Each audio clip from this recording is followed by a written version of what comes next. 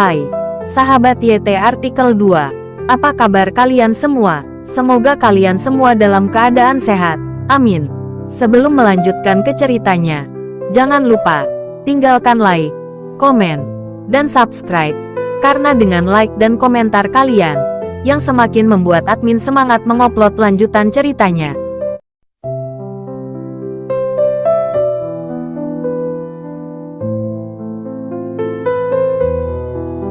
Episode 467. Kisah Aditya, anak bos besar yang berpura-pura miskin. Kata-kata Najemi sangat kasar, dan dia sama sekali tidak menganggap Aditya. Menurutnya, Aditya hanyalah orang biasa.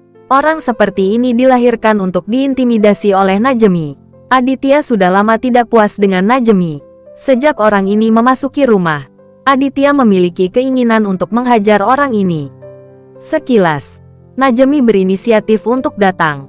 Aditya tidak bisa menahan cibiran di dalam hatinya. Apakah kamu benar-benar tuli? Aku sudah menyuruhmu keluar dan berhenti merusak pemandangan.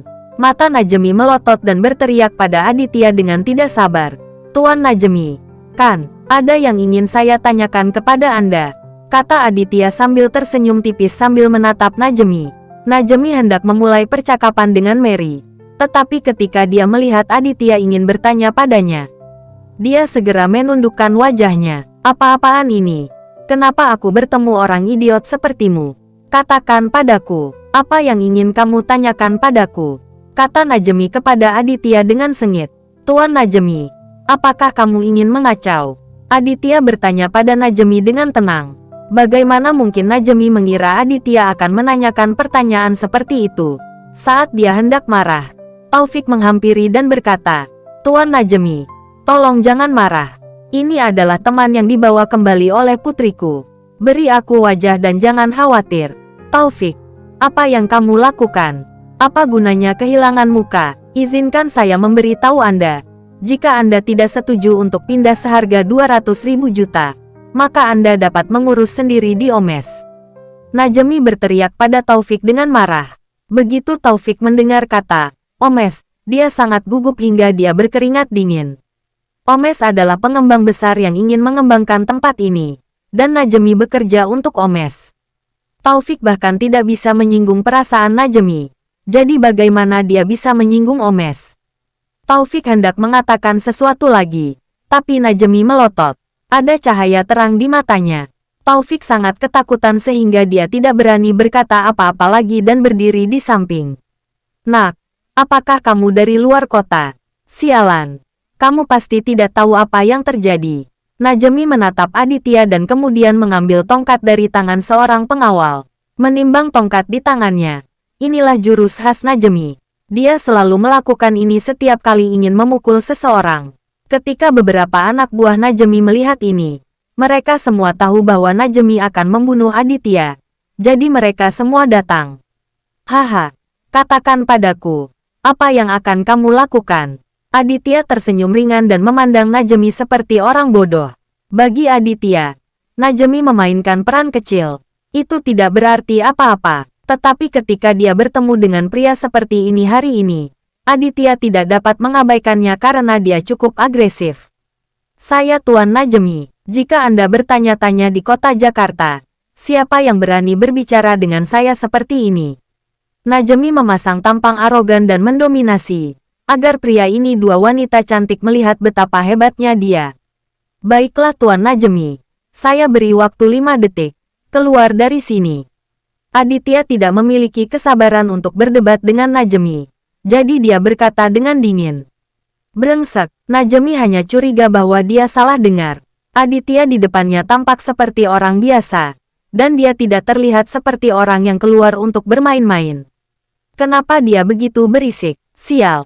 Sepertinya kamu benar-benar ingin merasakan perasaan disiksa. Najemi menjadi marah. Dia mengangkat tongkatnya dan hendak memukul kepala Aditya. Tidak menunggu Aditya mengambil tindakan, Mary telah mengambil tindakan. Mary mengulurkan tangan dan mengambil tongkat kayu yang dilemparkan Najemi padanya. Lalu dia tiba-tiba mengerahkan kekuatannya dan mengambil tongkat kayu itu. Rangkaian gerakan ini sangat koheren. Sebelum Najemi sempat bereaksi, Tongkat kayu itu telah direnggut oleh Mary. Najemi terkejut. Gadis cantik ini tidak sederhana. Saya bahkan tidak melihat bagaimana dia melakukannya. Najemi tertegun selama beberapa detik, berpikir sendiri. Tuan mudaku memintamu keluar. Kenapa kamu tidak keluar? Mary tidak berniat bertarung. Jadi dia bertanya pada Najemi dengan dingin. Najemi akhirnya sadar dan melihat Mary masih menyebut Aditya sebagai tuan muda. Dia langsung melotot dan berkata, sial, dia cukup mampu menggertak. Bagaimana dia bisa membalas budi seperti ini? Begitu Najemi selesai berbicara, Mary menamparkan wajahnya. 5 sidik jari ramping tertinggal di wajah Najemi. Najemi dipukuli sampai dia sedikit bingung. Bertanya-tanya apa yang terjadi. Apakah wanita cantik itu begitu galak? Apa-apaan ini? Beraninya kamu memukulku. Najemi menjadi marah, berteriak keras, dan hendak meninju wajah Mary. Hasilnya bisa dibayangkan. Dalam 2 momen ini, Najemi mampu bertarung di jalanan. Dibandingkan dengan master seperti Mary, masih terlalu jauh tertinggal. Ledakan, ya Tuhan, teriak Najemi dan segera menutupi perutnya. Ayo berkumpul. Seorang berteriak di bawah. Najemi melambaikan tangannya, memanggil beberapa pengawal lainnya untuk bergabung dengan mereka. Aditya sedikit mengernyit. Dia benar-benar tidak menyangka tempat ini ada begitu banyak sampah. Keluarga Okta cukup keji. Tapi bagaimana dengan Omes dan Najemi yang muncul sekarang? Segera, terjadi kekacauan di dalam rumah. Kekuatan Mary sangat kuat. 1 orang bisa melawan 5 atau 6 orang. Dan dalam sekejap mata, dia bisa menjatuhkan mereka semua ke tanah. Aditya tidak perlu mengambil tindakan. Mary dapat menangani sampah ini sendirian. Kenapa kamu tidak keluar? Meru menunjuk ke arah Najemi yang tergeletak di tanah. Oke. Kamu luar biasa. Tunggu saja. Najemi tersipu, meninggalkan kata-kata kasar, dan melarikan diri bersama beberapa anak buahnya. Ketika Taufik melihat betapa besar masalahnya, dia menjadi cemas. Putriku, keluarga kita sedang dalam masalah sekarang. Najemi pasti sudah kembali untuk meminta bantuan. Bosnya adalah Omes. Bagaimana kami mampu menanganinya? Percuma saja kita merasa takut. Apakah kita akan membiarkan mereka menindas kita? Mary bertanya pada ayahnya. Hei, meski begitu, kita benar-benar mendapat masalah besar kali ini. Taufik menghela nafas dan menggelengkan kepalanya berulang kali. Paman, kamu tidak perlu takut. Lagi pula keluargamu akan pindah ke kota Manado. Tidak peduli seberapa kuat Omes, dia tidak akan berani menjadi liar di kota Manado. Aditya menghibur Taufik saat ini. Bagaimanapun, ini adalah ayah Mary. Aditya masih membujuknya sambil tersenyum. Taufik memandang Aditya, mengangguk, dan kemudian berkata, baiklah, Tuan Aditya, ayo berangkat sekarang.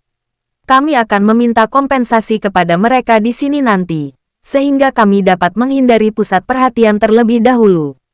Taufik sangat takut. Dia tidak tertawa. Lagi pula, orang biasa pasti tidak akan bisa menyinggung orang seperti Najemi.